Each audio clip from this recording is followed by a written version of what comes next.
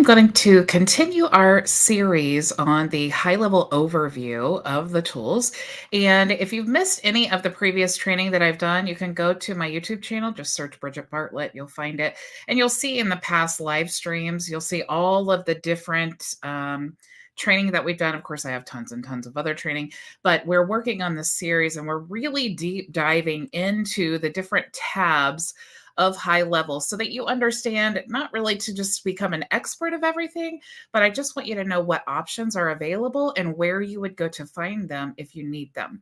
Now, you'll see all of these tabs here, they all come pre-built in every high level sub account. Okay. So if you're a client in our agency, you see all of these available. If you are a high level agency yourself, you're not going to see these tabs down here. And that's because as a high level agency, we have the ability to add additional tabs into our agency. Okay. So I have added these tabs here. Now, this is simply a tab. It's a website page with a form that I created for onboarding. Okay. So here are the things that we're going to do. And here's where you want to access everything and then fill out the form. Okay. Now, the next tab here is a tab for our community. All right. So I am a user. I have multiple accounts here. So I need to log in. And when you log in, or when you want to add your community tab to your menu here, this is kind of what it'll look like here. Okay. Now, I also added another tab here, which is our content AI tools that's available to all members. Again, this is a custom tab that you can add here, and you can brand and all of those things. We also have an AI coach that I've added here. And again, you can white label these tools and you can add them to your own agency. If you're a client within our program, depending on what plan you have, you'll have access to these as well. Okay. So let's go into the settings now, because today what I want to talk to you about are the profiles. Okay. So we have multiple different profiles inside of high level.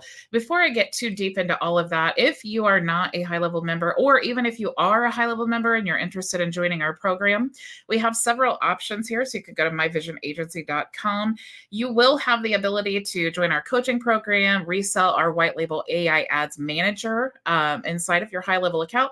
You do not have to have a high level account though. If you're brand new to high level, or you're brand new to reselling software, and maybe this is a whole new thing for you, you're a beginner, I really encourage you to join as a client. Or if you're already on the highest level of high level and you can't upgrade, you can join as a client, reseller, white label AI ads manager. You get all of our coaching and all of those benefits as well. If you want to create a high level trial and you want to resell high level, you'll actually get a free membership inside of our coaching program. So you will not only get high level to resell, you'll also get our white label AI ads manager to sell as a bonus in our coaching program and all of that. So you can sign up at myvisionagency.com.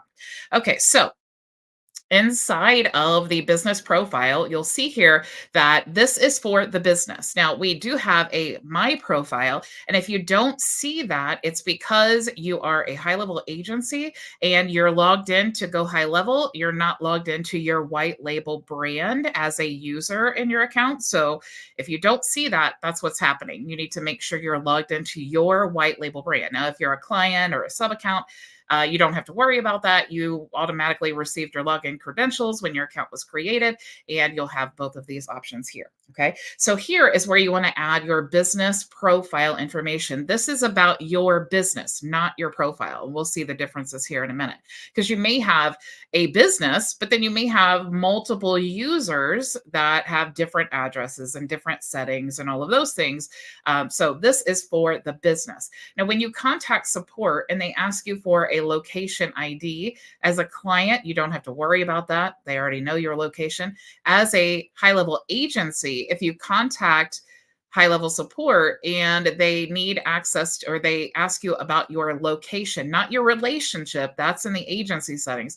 They ask you for the location ID, it's going to be this ID here that is located in the business profile. Okay. Now here, you also have your business physical address, okay? Now, I use Anytime Mailbox. It's a virtual mailbox. They actually have a location, a shared office space, and things like that that I could actually take advantage of downtown if I wanted to. But it is a real physical address, not a PO box. So I actually have my business registered here. It's not my home address, and I actually do work from home. But this is where I get all of my mail filtered, so that I don't have to make my home address public. We really don't want to do that, right? And it's kind of not professional, right? When people look up your business right now, if you look up this address here, you're going to see an office building. Actually, let's just do that right now because you know how I am. I love to show you more than tell you. So if you look up my business right now, you're going to see this is the address and it is downtown Indianapolis. And if we even take like a little street view here, like let's just zoom in a little bit and we go to the street view. For example, if I was a customer and I was wanting to snoop this out, you'd see it's a nice office building, so much more professional than just showing your home address, right? Okay, so um, you want to choose the time zone and all of that of your business. I keep saying of your business because I just want to drive home this is your business settings. Okay. Now, you may have your business is your name. Okay. And if that's the case, that's fine. You're a sole proprietor and that's how you want to, continue everything you're doing with your legal business name. Okay. So you're going to put your business name here. You're going to add your business email address, and it needs to be like a professional email address. Don't use a Gmail. First, it's super, super unprofessional, but it will also affect your email delivery rates and all of that because you are sending marketing emails from a personal email, and every email system hates that and they will penalize you for that. Okay. So you want to add your professional email address there. And then, of course, your business phone number, which you can create in the phone number settings there. But this, if you have, you're not going to be able to, here's what I'm trying to say. I really encourage you, if you don't now, maybe in the future, get an extra cell phone. I have an additional line. And then I have all my business numbers. It forwards to this number. So I just like to keep my personal cell phone clean. And it's totally up to you how you want to do that. But this is my actual business phone number. Okay.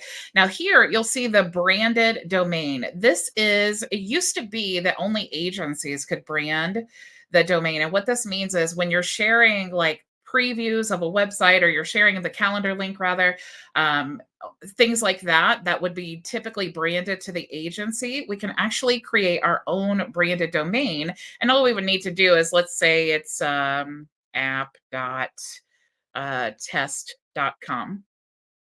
We would just want to type it in there and click add domain, and then it will try to direct to our registrar and then add those records for us. Okay. And then all of the links in the account would actually be branded. Okay. Like forms as well. If you just were to create a form and you just wanted to share the link or payment links, all of that would be branded to the account. Okay. Now you also want to add your business website here, and that is important. And again, all of these things are really important to fill out thoroughly because there are parts in your account where this information will show up, for example, like the footer and things like that on templates. And you want to make sure that all of this is filled out completely and correctly. You're going to choose your business niche here, what language you want your platform to be in, and then also the outbound communication language. Okay, so English or Spanish. This is for custom values. All right. So if you're unfamiliar with custom values, we're definitely going to get into that. It's one of my absolute favorite things that we have inside of HighLevel, but we'll definitely get into that. But if you did want your custom values to be in English or Spanish, you can select that there. Now, this setting, just so that you know, this is for the account. Remember, we're in the business settings, okay? But at the user profile settings, you could actually set it at a different language as well. So maybe you have a team member who is, in a different country and they're more comfortable speaking like French or something or Spanish, then they could actually set that at their user settings. But here, this is going to be the platform settings, okay? And then, of course, we have our business information. So what type of business are you? Most people are going to be either an LLC or a sole proprietor, but of course you do have the option. You want to choose your the business type there. If you want to add an authorized representative, if you have someone helping you out with that account there, or you also want to of your business rather, you also can choose or add your business industry here, your business registration type. Okay, and all of these things are important, especially when you go to get A2P approved for your phone number. Okay, you also want to add your business registration there. So most people who have an LLC will have a business registration number. If you don't have one, you can select that. What area are you doing business? And then also we have some general settings here. Do you want to allow duplicate opportunities? I do not choose that. I keep that unchecked. But again, these are all just things that you have the possibility of adjusting or customizing, but not necessarily things that you would always want to do, right? Merge Facebook contacts by name. That's really good. It says only incoming messages from Facebook will be merged if they match an existing contact's names. Names are case sensitive. Okay. So if on Facebook the name is Linda Lou, and their contact in your account is like Linda Robbins or something like that, then that's not going to show, right? So it needs to be merging by the Facebook. That's super cool though, because we do definitely, if we have a contact and we are communicating with them or they're a member and they contact us through Facebook, we definitely want to know, like, oh, this is a member. We want those things to be linked, right? Also, you can disable the contact time zone. You can mark emails as invalid due to hard bounce. So that would happen automatically if you check that box. Validate numbers when first SMS is sent to a new contact. If you're running paid ads and you're doing any type of mass marketing with text messages, highly recommend that. Also, verifying email addresses when the first email is sent to a new contact, because if it's not a valid email, the last thing you want it to do is keep sending and then bouncing, and then now that's hurting your email reputation. You also can adjust or customize the SMS message that goes out. You can see it says reply stop to unsubscribe. And this is a requirement through, compliance, right? When you're sending text messages or, making phone calls and things like that, you need to be compliant. Even emails, you need to be compliant. So you do have the ability to customize these things. So if you don't want it to say reply stop to unsubscribe, you could, and they give you some examples here of some things that you may want to say, but you definitely do want to keep this formatting. For example, tell them reply something to do something, right? To get out of my list. All right. Also, you can add the sender info. You can see how it defaults there and just says thanks and then your business name. And then we also have some default text here for the email. So if you no longer wish to get any emails, you can click there to unsubscribe. Now, we do have, and when you purchase a phone number and people call your business, obviously you want to be able to track that. So of course we have all kinds of call tracking and everything inside of the account, but you may want to leave a voicemail for your business. Okay, so you can just record. There's lots of apps on your phones. You can just record the audio and then you can upload it here. And then you can choose when do you want it to time out, meaning how soon do you want that to pick up for the voicemail. All right. And of course, you want to save that. Over here, you have the duplicate contacts. So this is really important too. And you may want to think about whether you want this or not. Okay. Because what this is going to allow you to do is, of course, if you toggle this on, you'd be able to allow duplicate contacts. But really, it's best, or at least in my case, I have found, to try to connect the contacts by some form, right? So if someone contacts me at a certain email address, okay, then if they contact me again at that email address, I don't want to create two contacts. I want to know and have one profile where both of those conversations are. So I can choose, do I want to find the contact based on phone number and no other way? Or do I want to say, yeah, I want you, when a contact comes in, I want you to look and see if there's any other contact that matches the email. And then if there is not, I also want you to look and see if there's any contact that matches the phone number. Now, sometimes you'll have team members that they sign up and they're maybe have the same phone number on file. And so I found that this phone number one, for my use case anyway, is not really preferable. But again, it's one of those things that's super great that we have the options to do this, since we all have different businesses and different processes. You'll see here enable, disable, depreciated features. This is actually something that you really just want to keep toggled off because this is an old option. Now we have campaigns and triggers that are built into the automations and the workflows. So we really don't need this. This was a separate option before High Level integrated all of that. And they just left this here. This has actually been depreciated and left here for people. I think it's been almost 2 years now because obviously, if you were using this, it's a lot for a business to have to, change into the workflows where it was a separate tool. And so High Level has just given us so much time to be able to, rebuild our automations and switch that over. So this is really not even needed. Okay. Don't confuse that with trigger links or email campaigns. These are two different things that you don't even need to know about. Just keep them toggled off. Don't use them. And then when they depreciate, you're not affected. Okay.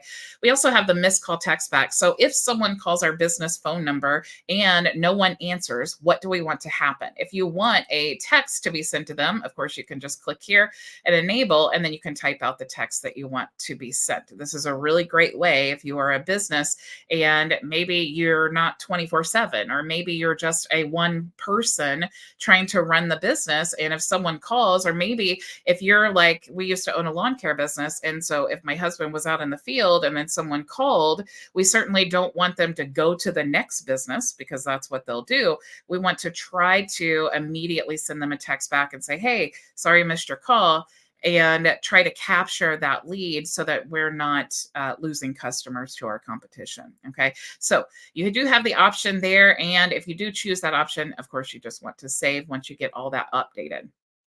Now, here is the profile of the user. Okay, this is not the business profile. This is the profile of the user. So we have a user here called Demo User 1.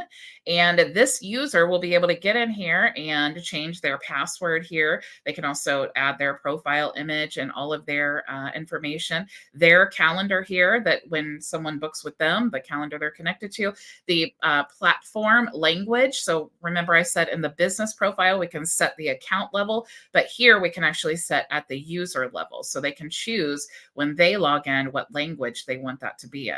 Also, this user can set a signature for all outgoing messages here. Also, this particular user can sync their Gmail or Outlook accounts to the account here. And then also the user can connect their Google Calendar and then also their Zoom account here, and also link their calendars here, and then choose their availability and their meeting location. Okay, so this is really important because if you have multiple users inside of the account, you want to make sure that you're keeping straight this user, because what if this user, demo user 1 here, is only available Mondays and Tuesdays, okay? But we are available Monday through Friday. And maybe if Jim Bob is only available on Wednesdays and Thursdays, the users can go in and they can set their individual availability. But us as a business, we have our availability. And when people book into our calendars or they're contacting us, we're routing to the correct person based on their own availability, okay? So super, super cool there. Okay. Now I really want to go through the rest of this, but I don't want to overwhelm you with all of this stuff here. Just know that the business profile is for the business. And then the my profile is for your actual profile. And if you're not seeing my profile, it's because you're not logged in as a user. You're logged into your High Level agency account. So you need to make sure to keep that straight. Okay. Now, the next thing that we have here is company billing. Okay. So this is pretty self-explanatory. You see the credit card here. Customers can update their information if they need to. Also, all of the credits that we have that are built into our system, we can adjust that here. So if we are charging our clients, or if this is our account and we are using, sending emails and texts and all of those things, and we're using those credits, we can choose the level that we want to recharge. So if I say, When I want you to, every time my balance gets below this number, I want the system to automatically recharge with this number. Okay. So obviously, if you're using, $100 a month in credits, you don't want to leave it at $10 because otherwise it's just going to, like, every day you're going to be recharging the card. Okay. So it's cool that you can see that. And of course, you can always see all of the billing history of every time that the account has been billed there. Now you do have the My Staff option here, okay? So you will be able to see, as the admin of the account, you'll be able to see all of the staff members who have access to your account. And you want to make sure, and you'll see email services here. This is your email sending domain, okay? And the only reason I'm jumping to this right now is because I want to make sure that you understand this, because this causes so much confusion with people, okay? Every user of the account needs to have an email address attached to this domain, your domain that you have connected to email services. Now, you could have many email sending domains. I could have office.bridgetbartlett.com. I could have mg.bridgetbartlett.com. I could have leads.bridgetbartlett. I could have all kinds, right? I could even have different domains. Like I could even have office.myvisionagency.com. Okay. Whichever one I'm using to send communications from, though, I need to make sure that all of my staff has an email address within that domain. Okay. So you can see demo user 1 has info@bridgetbartlett.com. Demo user 2 has info plus 2 at bridgetbartlett.com. Demo user 3 has info plus 3 at bridgetbartlett.com. Okay. Now you don't need to put the plus signs. Really, I just did this for testing. So it would really be like maybe info or demo at bridgetbartlett.com, demo 2 at bridgetbartlett, or whatever the names are. Right. And then, demo user 3 at Bridget, they all just need to have an email address within the same domain that they're sending from here. Okay. So if I say here. All right. So hopefully I've clarified that for you guys. Okay.